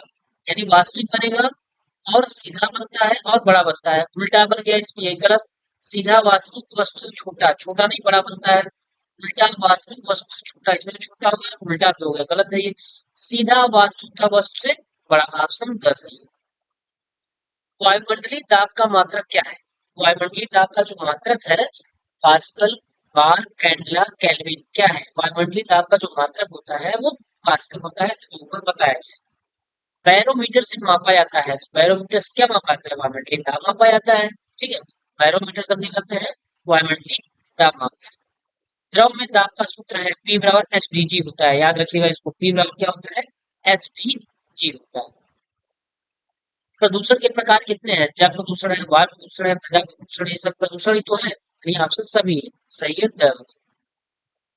मीना माता रोग होता है, मीना माता रोग होता है जल में पारे से होता है। और ऐसा क्यों होता है? जब जल में पारे की मात्रा अधिक हो जाती है और उसमें अगर मछलियां हैं और उस जल की मछलियां आप यूज करते हैं, खाते हैं या पानी पीते हैं तो मीना माता रोग जैसी संबंधित बीमारी हो जाती है। 166 कह रहा है ब्लू बेबी सिंड्रोम किसकी अधिकता से होती है? जो ब्लू बेबी सिंड्रोम होती है किसकी अधिकता से होती है? पेयजल में नाइट्रेट से, पेयजल में क्लोराइड से, पेयजल में क्लोरीन से, सभी से। तो ब्लू बेबी सिंड्रोम किसकी अधिकता से होता है? ये पेयजल में नाइट्रेट की अधिकता से। तरंगत कितने प्रकार की होती है? तो तरंगत कितने प्रकार की होती है? तरंगत आपकी कितने प्रकार की होती है? दो प्रकार की होती है। कौन कौन? एक तो आपका अनुदैर्ध्य तरंग और एक अनुप्रस्थ। अनुदैर्ध्य और अनुप्रस्थ। अनुदैर्ध्य तरंग और अनुप्रस्थ तरंग। कार्बन के दो अपर रूप हैं। कार्बन के दो अपर रूप कौन कौन से हैं? हीरा, ग्रेफाइट, दोनों। अभी बताए थे कि कार्बन के अपर रूप हीरा हुए, ग्रेफाइट हुए और चारकोल हुए। ये कार्बन के अपर रूप है, तो इनमें से दोनों से। हाइड्रोकार्बन बना होता है हाइड्रोजन से, कार्बन से, दोनों से कोई नहीं। जो हाइड्रोकार्बन है इसका नाम ही है हाइड्रो। Hydro plus carbon. क्या? Hydro plus carbon. हाइड्रो का मतलब हाइड्रोजन, कार्बन का मतलब सी कार्बन। तो हाइड्रोकार्बन किससे मिला है? हाइड्रोजन से और कार्बन से, अर्थात दोनों से। असंतृप्त हाइड्रोकार्बन है। असंतृप्त हाइड्रोकार्बन कौन सा है? ये कह रहा हूं। जो असंतृप्त हाइड्रोकार्बन होता है वो हमारा कौन कौन सा होता है? एथाइन। कौन सा? एथाइन। एथाइन हो गया, प्रोपेन हो गया, पेन हो गया, ब्यूटेन हो गया, ब्यूटेन हो गया और पेंटेन हो गया। ये हमारी क्या है? ये असंतृप्त हाइड्रोकार्बन है। तो बताइए क्या इसमें से कोई मिल रहा है? नहीं, इसमें से कोई भी नहीं मिल रहा है भाई। असंतृप्त हाइड्रोकार्बन मेथेन और इथेन ये हमारे संतृप्त में आते हैं। तो असंतृप्त हाइड्रोकार्बन कोई नहीं। इसमें ऑप्शन गलत दे रखा है, जो स दिया है गलत दिया है, इनमें से कोई नहीं। यानी ऑप्शन 10 सही होगा। जो संतृप्त हाइड्रोकार्बन में आते हैं वो हमारे संतृप्त हाइड्रोकार्बन, ध्यान दीजिए संतृप्त में, संतृप्त हाइड्रोकार्बन, संतृप्त हाइड्रोकार्बन में आपके मेथेन आ जाते हैं CH4 और C2H6। ये सब हमारे किस में है? संतृप्त हाइड्रोकार्बन में। चलिए, वायु प्रदूषण का सूचक क्या है? तो वायु जो प्रदूषण का जो सूचक होता है ना वो आपका लाइकेन होता है, इसको याद रखिएगा। वायु प्रदूषण का सूचक क्या होता है? लाइकेन होता है। यानी जो वायु प्रदूषण का इंडिकेशन होता है वो लाइकेन होता है। अम्ल वर्षा का कारण क्या है? वायु प्रदूषण, जल प्रदूषण, मृदा प्रदूषण। तो अम्ल वर्षा का जो कारण है वो है वायु प्रदूषण। ठीक है। इसमें क्या होता है कि सल्फर डाइऑक्साइड और नाइट्रोजन डाइऑक्साइड यानी NO2 ये पाया जाता है वायु प्रदूषण, जो कि बहुत ही खतरनाक गैस होती है। खतरनाक गैस ये आपकी। ठीक है। वायु प्रदूषण यानी अम्ल वर्षा जो होती है वायु प्रदूषण कारण होती है। तो इसमें वायु की अम्ल वर्षा में सल्फर डाइऑक्साइड और नाइट्रोजन डाइऑक्साइड निहित होता है, जिससे कि अम्ल वर्षा स्टार्ट होती है। अम्ल वर्षा में उपस्थित अम्ल है नाइट्रिक अम्ल तथा सल्फ्यूरिक अम्ल, सिट्रिक अम्ल, एस्टिक अम्ल, हाइड्रोक्लोरिक अम्ल। अम्ल वर्षा में उपस्थित जो अम्ल होते हैं वो नाइट्रिक अम्ल तथा सल्फ्यूरिक अम्ल होते हैं। जब हम नाइट्रिक अम्ल और सल्फ्यूरिक अम्ल का क्रिया कराते हैं सल्फर डाइऑक्साइड और नाइट्रोजन डाइऑक्साइड का, तो इन्हीं प्रकार की गैसें निकलती हैं। भोपाल गैस त्रासदी का कारण कौन सी गैस है? तो भोपाल गैस त्रासदी का जो कारण है वो आपका मिथाइल आइसोसाइनेट है। ये आप अच्छी तरीके से जानते होंगे कि इथाइल आइसोसाइनेट नहीं, कार्बन डाइऑक्साइड नहीं, कार्बन मोनोऑक्साइड नहीं। भोपाल गैस त्रासदी का जो कारण है, किस गैस का रिसा हुआ था? तो उसमें मिथाइल आइसोसाइनेट गैस का रिसा हुआ था। ताजमहल का दिन प्रतिदिन भद्दा होने का कारण क्या है? ताजमहल का दिन प्रतिदिन भद्दा होने का कारण हमने अभी बताया कि अम्ल वर्षा है। क्या है? अम्ल वर्षा। ग्रीन हाउस गैस है। ग्रीन हाउस गैस कौन सी है? Methane, carbon dioxide, nitrous oxide, sulphur oxide, chlorine, hydrogen. तो जो ग्रीन हाउस गैस है ना वो आपकी methane, carbon dioxide, nitrous oxide ये है। ऑप्शन बस है। ग्रीन हाउस प्रभाव का कारण क्या है? वायु प्रदूषण, जल प्रदूषण, मृदा प्रदूषण कोई नहीं। जो ग्रीन हाउस प्रभाव का जो कारण है या क्या है, वायु प्रदूषण। ठीक है, क्या है आपका, ये वायु प्रदूषण। दोस्तों आज हमने 177 क्वेश्चन करा दिया, अर्थात आपके बहुविकल्पी प्रश्न को हमने खत्म कर दिया है। काफी मेहनत और मशक्कत के बाद ये आपका बहुविकल्पी प्रश्न खत्म हो गए। अब हम इसके बाद जो चर्चा करेंगे, अगली क्लास में जो चर्चा करेंगे वो अति लघुत्तरीय प्रश्न की चर्चा करेंगे। और पूरी कोशिश रहेगी कि आपका अति लघुत्तरीय प्रश्न एक ही क्लास में सिमट जाए, एक ही क्लास में खत्म हो जाए। उसके लिए हम एक मैराथन क्लास स्टार्ट करेंगे, जिससे कि आपको आसानी होगी, एक ही क्लास में सारे अति लघुत्तरीय प्रश्न मिल जाएंगे। ठीक है, तो आपके साथ बहुत ही मेहनत किया जा रहा है, आप ईमानदारी के साथ पढ़ाई करिए, जिससे कि आपका जो एक अच्छा फीडबैक है वो हमारे लिए आपका एग्जाम में अच्छे नंबर लाना है।